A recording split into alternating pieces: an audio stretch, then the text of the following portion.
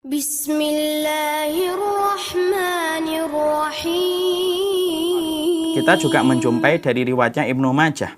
Kita juga menjumpai pula dalam riwayatnya Imam Tirmidzi dan berbagai macam riwayat yang lainnya.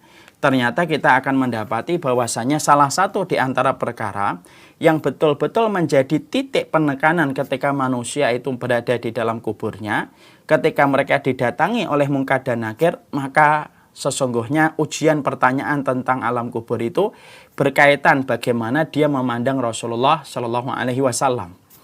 Makanya orang mukmin adalah orang yang mampu mengatakan ini Muhammad, Abdullah wa Rasuluhu. Ini Muhammad, seorang hamba dan Rasulnya, walaupun kita belum pernah melihat Rasulullah. Karena apa? Karena keimanan yang kita pupuk ketika mencintai Allah dan mencintai Rasulullah, itulah yang menjadikan orang itu mampu menjawab pertanyaan Munkar dan Nakir ketika Munkar dan Nakir memperlihatkan ini siapa ini. Maka orang mukmin mengatakan itu Abdullah, wah itu adalah Muhammad Abdullah wa Rasuluhu. Dia itu seorang hamba dan dia seorang Rasul. Adapun orang munafik yang pekerjaannya ya adalah membenci syariat, membenci apa yang disabdakan oleh Rasulullah, maka dia tidak mampu menjawab. Dia tidak akan mampu untuk menjawab pertanyaan yang disampaikan kepadanya dari penekanan pertanyaan di alam kubur. Maka dia mengatakan la adri. Sampai malaikat itu begitu geram dan berkata, kamu tidak tahu karena kamu tidak pernah membaca dan tidak pernah mempelajarinya. Dipukullah kepalanya antara kedua telinganya sampai dia berteriak dan teriakan itu terdengar setiap makhluk kecuali jin dan manusia.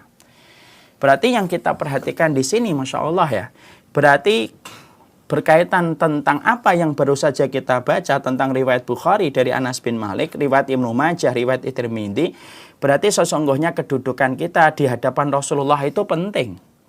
Ternyata mengikuti Nabi dalam kehidupan kita itu menjadi perkara yang penting. Karena ternyata seseorang itu nanti akan diuji di dalam kuburnya, itu akan diperlihatkan dengan Rasulullah. Siapapun mereka yang berhasil mencintai Nabi, berhasil mengikuti Nabi, mengimani Nabi pada kehidupannya, maka betul-betul dialah yang mampu untuk menjawab pertanyaan yang disampaikan oleh Munkar dan Nakir.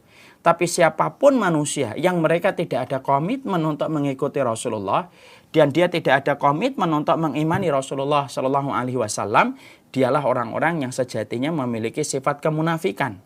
Dan orang munafik tidak akan pernah mampu menjawab tentang Nabi ketika diperlihatkan kepadanya. Sebagaimana dia di dunia, dia tidak peduli tentang Rasulullah, dia tidak peduli tentang sunnah Nabinya, dia tidak sama sekali peduli tentang syariat yang diajarkan oleh Rasulullah. Maka sesungguhnya orang semacam ini tidak akan pernah mengenal Rasulullah, dan itulah adab neraka, adab kubur itu dimulai sejak ketika dia tidak mampu menjawab tentang siapa Nabi yang diperlihatkan kepadanya. Masya Allah ya. Makanya Masya Allah itu, kalau sudah berbicara tentang Rasulullah itu bicara tentang perkara besar. Ya. Makanya Masya Allah ini juga berkaitan tentang apa yang sedang terjadi hari ini ya. Ketika ada orang yang berani untuk mencela Rasulullah, menghinakan Rasulullah Shallallahu Alaihi Wasallam. Ini kemarin saya sudah sampaikan di Syamilah Series, tapi saya sampaikan di kajian Islam Madinah. Orang kalau sudah mencela Rasulullah dan menghina Rasulullah itu, pada dasarnya dia telah merobek tirai antara dirinya dengan Allah. Dan dia tidak akan pernah, ketika sudah merobek tirai antara dirinya dengan Allah, dia tidak akan pernah menang. Karena Allah itu sudah mempermaklumkan perang kepada siapapun yang menyakiti Rasul dan Nabinya. Bukan hanya Rasulnya, bukan hanya Nabinya. Menyakiti walinya Allah saja akan mendapatkan permakluman perang dari Allah, apalagi Nabi dan Rasulnya. Allahu waliyul ladina amanu. Allah itu pelindung bagi orang yang beriman. Terlebih lagi kepada para Nabi dan para Rasulnya.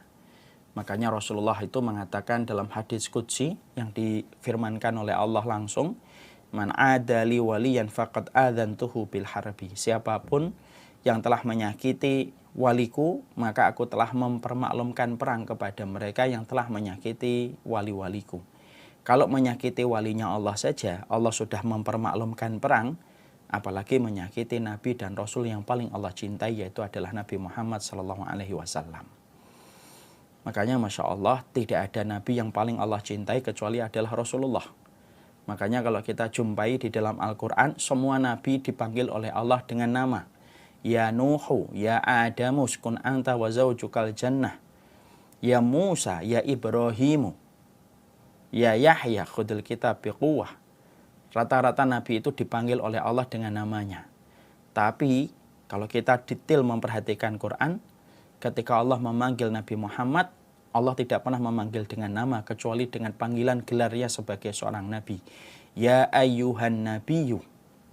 Kalaupun Allah memanggil nama, disebutkan gelar setelahnya. Wa ma Muhammadun illa rasulun qad khalat. Maka itu menunjukkan betapa besarnya kedudukan Nabi di hadapan Allah Subhanahu wa ta'ala. Makanya Masya Allah ini merupakan masalah yang besar. Makanya sampai ketika kita nanti di alam kubur itu, kita ini akan ditester. Tester itu apa ya? Akan dideteksi apakah kita ini selamat dari fitnah kubur dan tidak selamat itu dengan kita diperlihatkan. Kamu kenal nggak mata kulu fi hadar rajul? Apa yang kamu katakan tentang laki-laki ini? Orang yang mengimani Rasulullah, mencintai Rasulullah, maka mereka lah yang akan lancar untuk menjawab. Hada Muhammad Abdullahi wa Rasuluh. Ini Muhammad, hambanya Allah dan Rasulnya Allah. Dan yang dijadikan sebuah ujian dari pertanyaan yang mungkar nakir itu siapa? Yaitu adalah tentang Rasulullah untuk membuktikan kepada kita dan memberikan sebuah faedah penting bagi kehidupan kita. Jangan main-main tentang seorang Nabi Muhammad SAW. Makanya siapapun hari ini yang mereka mencoba untuk mencela Rasulullah Sallallahu Alaihi Wasallam, menghina Rasulullah Sallallahu Alaihi Wasallam, sebagaimana yang saya tuliskan di salah satu caption di salah satu sosial media, orang yang mencela Nabi itu sebagaimana orang yang meludah kepada matahari. Ludahnya tidak akan sampai ke matahari kecuali ludah itu akan kembali kepada mereka yang meludah. Dan tidak ada orang yang berurusan dengan Nabi ketika mereka mencela Rasul, baik ketika hidup ataupun ketika telah meninggal dunia, kecuali dia langsung mendapatkan permakluman perang dari Allah. Dan peperangan di hadapan Allah itu peperangan yang mustahil untuk menjadi pemenangnya. Makanya kita lihat salah satu raja Persia pernah ada yang merobek suratnya Rasulullah. Maka Rasulullah mengatakan Allah akan merobek-robek kerajaannya, dan Allah merobek kerajaannya tidak selang 8 tahun. Bagaimana kerajaan yang dia miliki itu sudah hilang dari peta dunia. Kita melihat bagaimana Abu Lahab ketika tangannya pernah dikibaskan begini, ketika Rasulullah mengumpulkan seluruh penduduk Mekah di atas bukit, kemudian Rasulullah mengingatkan tentang bahayanya syirik kepada Allah dan mengajak manusia kepada surga dengan beribadah yang murni kepada Allah. Maka Abu Lahab itu melibaskan tangannya dan berkata, alihada jama'tana ya Muhammad, apakah karena ini kamu mengumpulkan kami? Tangan ini yang akhirnya berujung kepada sebuah adab yang pedih di neraka ketika Allah menyampaikan tabbat yada abi lahabi watab. Dan akhirnya matinya Abu Lahab dalam kondisi yang mengenaskan, dia dilempari batu karena mengeluarkan bau yang busuk dan tidak bisa dikuburkan secara normal dan manusiawi pada saat itu. Bahkan Imam Nawawi pernah menyampaikan kepada kita di dalam kitabnya Bustanul Wa'idin, ada orang yang mencela hadisnya Nabi. Ketika ada salah satu hadisnya Rasulullah, kita disunahkan ketika bangun dari malam sebelum wudhu disunahkan untuk mencuci tangan sebelum kita berkumur-kumur dan melanjutkan aktivitas wudhu kita. Maka ketika dia mendengar hadis itu, dia tolak hadis itu, lalu dia berkata, saya tidak akan pernah mencuci tangan saya karena saya tahu kemana tangan saya di waktu malam. Dia bermaksud mengucapkan itu untuk merendahkan hadis Nabi Shallallahu Alaihi Wasallam. Dan apa yang terjadi, Imam Nawawi mencatat orang tersebut busuk tangannya, busuk pantatnya sebelum dia meninggal dunia. Kita mendapati bagaimana sebuah kisah yang disampaikan oleh Imam Ibnu Hajar. Ada seorang pendeta yang mencela Rasulullah, diterkam anjing.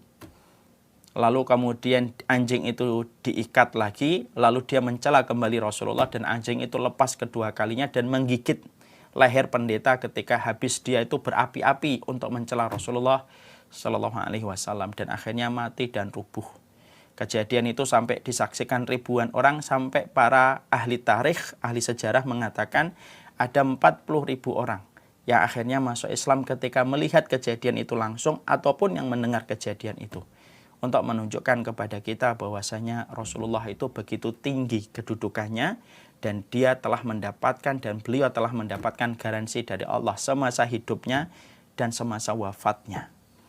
Dan kita betul-betul harus ngerti ketika kita baru belajar tentang pertanyaan mungkar dan nakir, dari 3 riwayat yang kita bacakan tadi, yang diwakili dalam riwayatnya Bukhari, ternyata sesungguhnya Rasulullah itu menjadi salah satu pertanyaan yang sangat ditekankan oleh Munkar dan Nakir, dan tidak ada yang bisa menjawab tentang siapa laki-laki itu dengan menjawab Muhammad Rasulullah, kecuali adalah orang-orang yang mencintai Nabi dan melaksanakan kewajibannya kepada Rasulullah Shallallahu Alaihi Wasallam sebagaimana diperintahkan oleh Allah Subhanahu Wa Taala.